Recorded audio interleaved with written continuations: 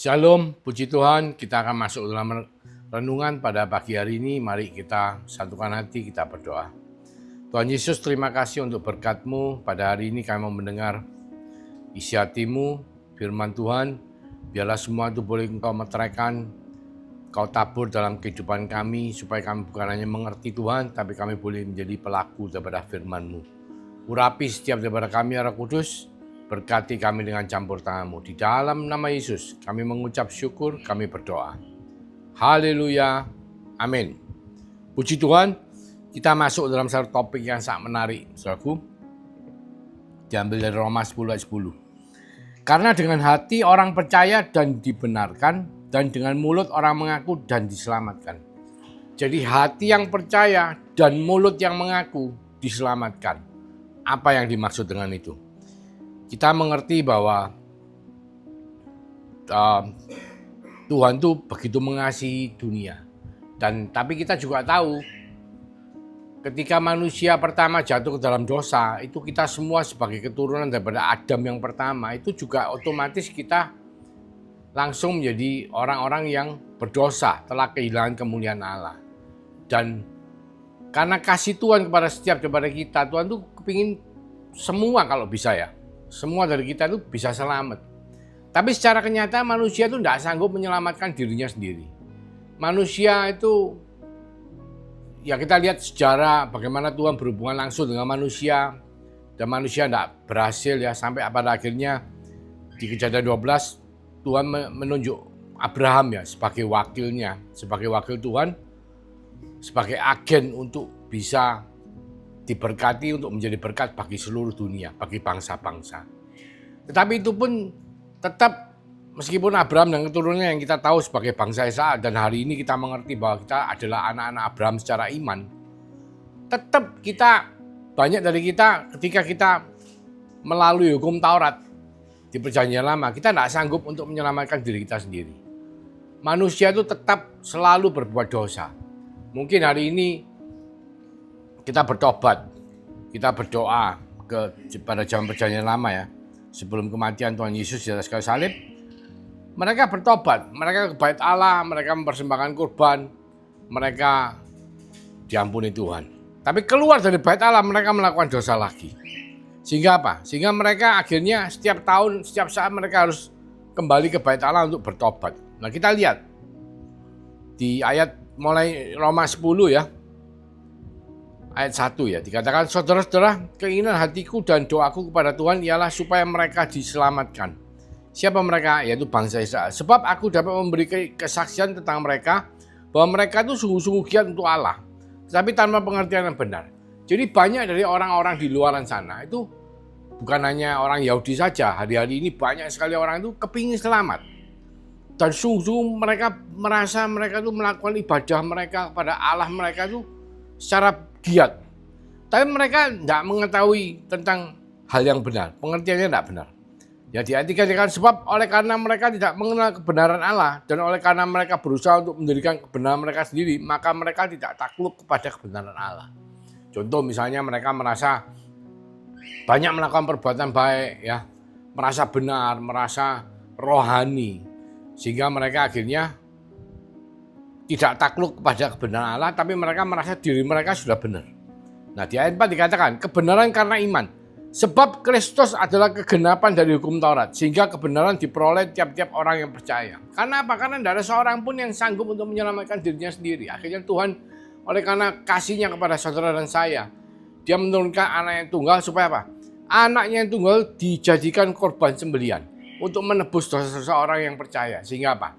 Setiap orang yang beriman kepada Yesus Kristus sebagai Tuhan dan Juru Selamat, dosanya diampuni, ditebus. Kalau dulu zamannya Musa dikatakan, sebab Musa menulis tentang kebenaran karena hukum Taurat, orang yang melakukannya akan hidup. Orang yang melakukan hukum Taurat hidup, tapi tidak ada seorang pun yang tidak melanggar hukum Taurat. Jadi semua orang pasti melanggar.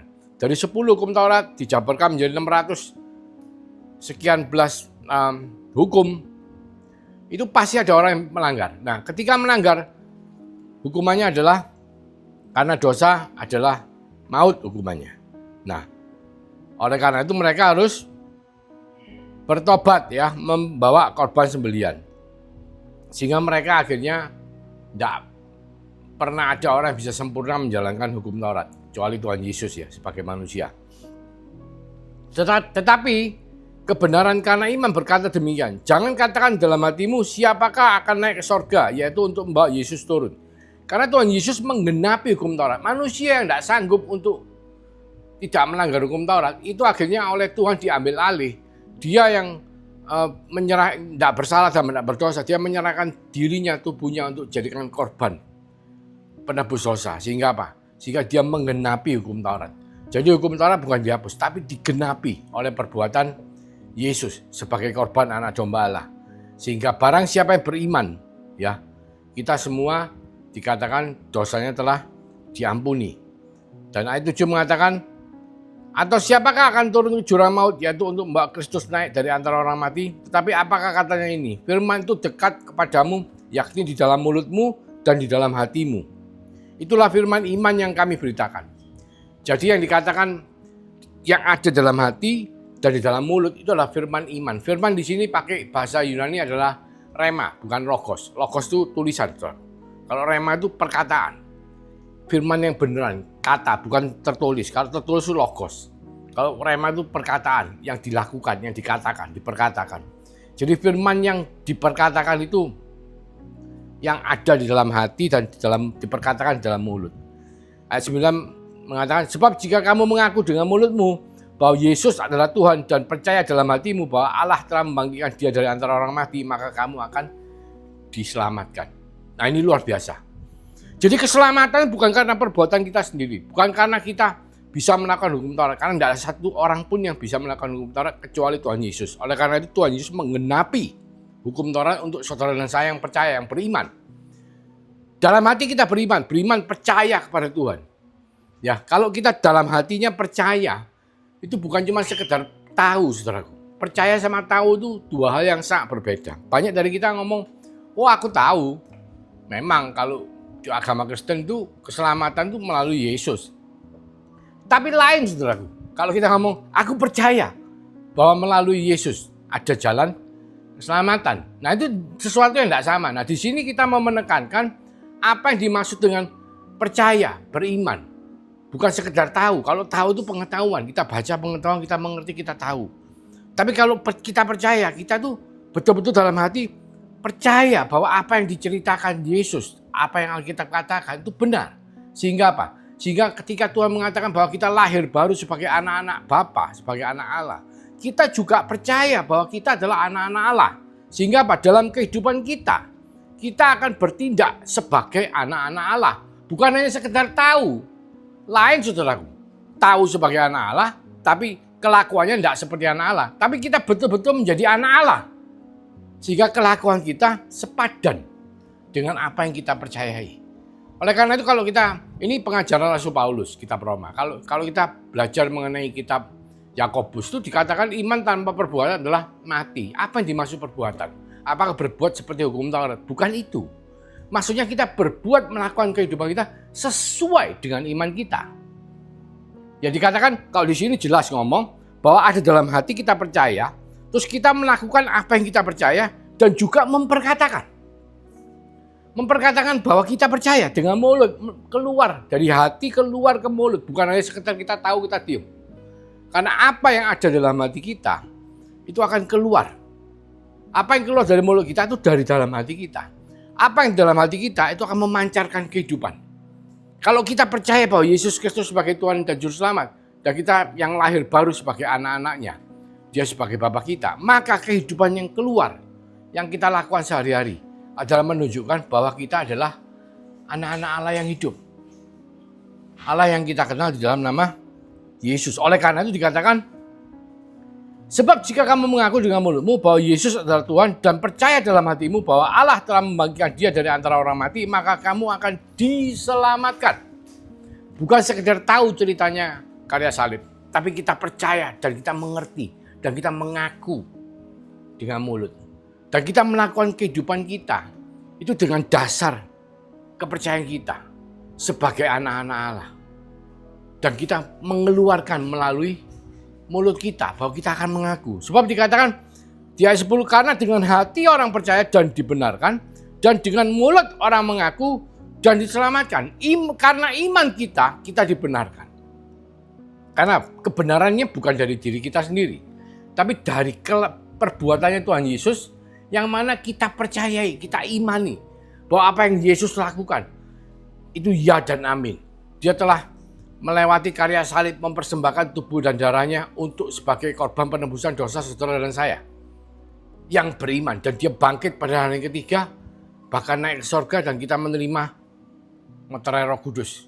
Kita semua yang percaya. Dan ketika kita percaya itu, kita akan dibenarkan. Jadi pembenarannya itu karena perbuatan Yesus di atas kayu salib dan iman kita.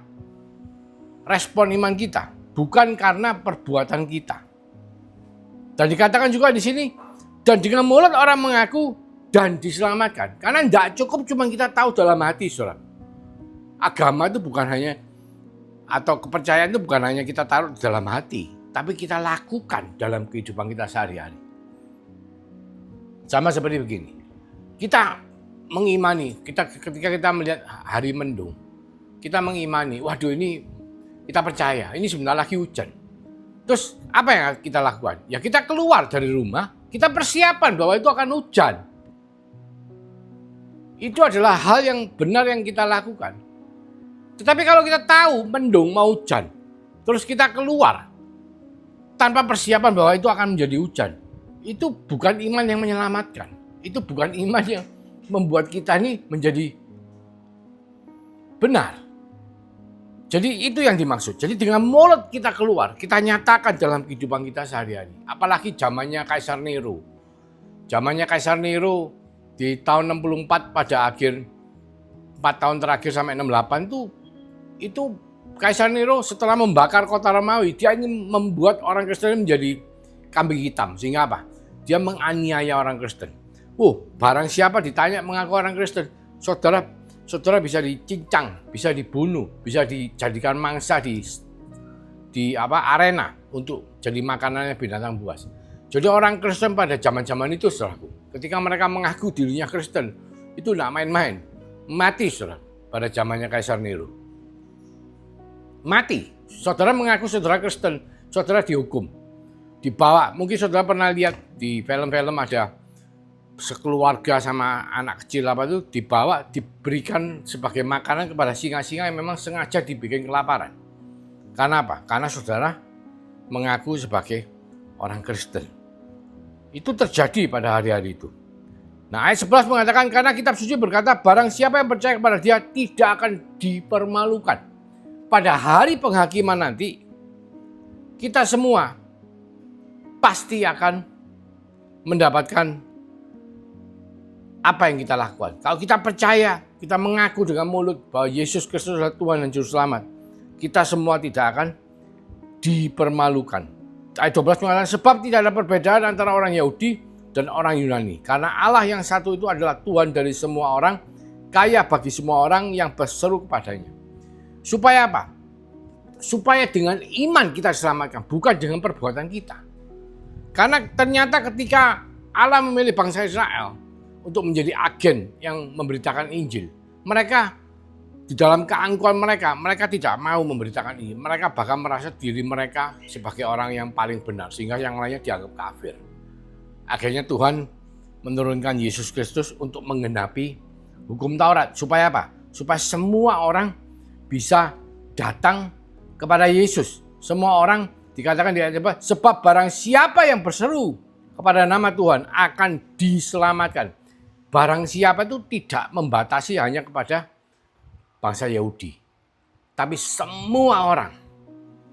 Ya, itu penting sekali karena rencana Allah adalah mengembalikan rancangan awal daripada Allah terhadap manusia. Ketika Allah menciptakan manusia segambar dan serupa, dan Adam pertama menghilangkan gambar dan rupa itu, Tuhan ingin semuanya balik, ya, balik kepada Dia, kembali kepada habitat seperti yang Tuhan ciptakan, yaitu menjadi anak-anak Allah. Ya, saudara kalau tahu gambaran telur ya, telur itu ada kuningnya mentah ya, terus putihnya yang di luar itu kalau normal, terus tahu putihnya sama kuningnya terpisah. Itu kenapa? Ibaratnya seperti kuning kalau bumi itu dipenuhi hadirat Allah pada awalnya. Ketika manusia jatuh ke dalam dosa, hadirat Allah itu meninggalkan bumi sehingga mereka terpisah. Nah, Tuhan rindu itu supaya apa? Supaya kembali lagi seperti semula, yaitu hadirat Allah memenuhi bumi. Datanglah kerajaanmu Tuhan di bumi seperti di sorga. Bagaimana caranya? Ketika kerajaan Allah sudah hadir di tengah-tengah kita, melalui apa? Melalui saudara dan saya yang beriman pada Yesus Kristus sebagai Tuhan dan Juru Selamat. Karena kita adalah bait Allah, roh Allah berdiam dalam diri kita. Semakin banyak, semakin memenuhi bumi, maka hadirat Allah semakin penuh. Gambarannya itu seperti itu. Nah, di ayat 17, saudaraku, dikatakan, jadi iman timbul dari pendengaran dan pendengaran oleh firman Kristus. Maksudnya apa? Maksudnya firman Kristus perkataan yang keluar daripada Kristus. Nah, iman kita, kepercayaan kita itu kita harus timbulkan. Karena apa? Roh Kudus yang mengurapi, yang membuat kita bisa beriman dari perkataannya Kristus. Bukan sekedar mengenai firman Allah tanpa kita mengerti kebenaran, tapi dari perkataan Kristus. Rema ya, remanya firman di sini bukan logos, tapi remanya Kristus. Jadi kehidupan Kristus, bagaimana Kristus itu dari perjanjian lama dinubuatkan akan menjadi Mesias dan datang sampai di perjanjian baru digenapi. Bahkan menjadi korban anak domba Allah, sebelumnya melakukan pelayanan selama 3 tahun dan mati di atas kayu salib, bangkit pada hari ketiga dan naik ke sorga, bahkan setelah itu menurunkan Roh Kudusnya untuk memeteraikan setiap daripada kita yang percaya kepada Yesus Kristus sebagai Tuhan dan Juru Selamat. Itu penting, saudara. Ketika kita mengerti itu, semakin kita mengerti, semakin kita tahu, semakin kita melakukan firman itu dalam kehidupan kita, semakin besar iman yang kita miliki. Iman yang ada dalam hati itu bukan hanya sekedar diam di dalam hati, tapi kita akan mengeluarkan melalui mulut seperti di ayat 10 katakan. Karena dengan hati orang percaya dan dibenarkan, dan dengan mulut orang mengaku dan diselamatkan. Biarlah iman yang kita miliki di dalam hati kita dan kebenaran yang kita miliki melalui iman kita boleh terwujud melalui mulut perkataan kita, bahkan melalui kehidupan sehari-hari kita. Karena Roh Kudus yang telah dimeteraikan dalam kehidupan saudara dan saya yang percaya, beriman, itu yang akan memampukan kita untuk menjadi pelaku daripada firman Tuhan. Mari kita berdoa. Terima kasih Tuhan Yesus. Biarlah apa yang menjadi rancangan-Mu dalam kehidupan setiap daripada kita, orang percaya boleh terjadi. Dan Tuhan mampukan setiap daripada kami dengan urapan kuasa Roh Kudus-Mu, supaya kami boleh menjadi pelaku-pelaku firman. Karena kasih karunia anugerah-Mu yang telah Kau berikan pada setiap daripada kami, telah Kau menyerahkan melalui kuasa Roh Kudus, yang melindungi, menyertai, memberkati setiap daripada kami. Mulai sekarang sampai Engkau datang kedua kalinya Tuhan, bahkan sampai Maranatha. Di dalam nama Tuhan Yesus Kristus kami mengucap syukur. Haleluya. Amin. Tuhan Yesus memberkati.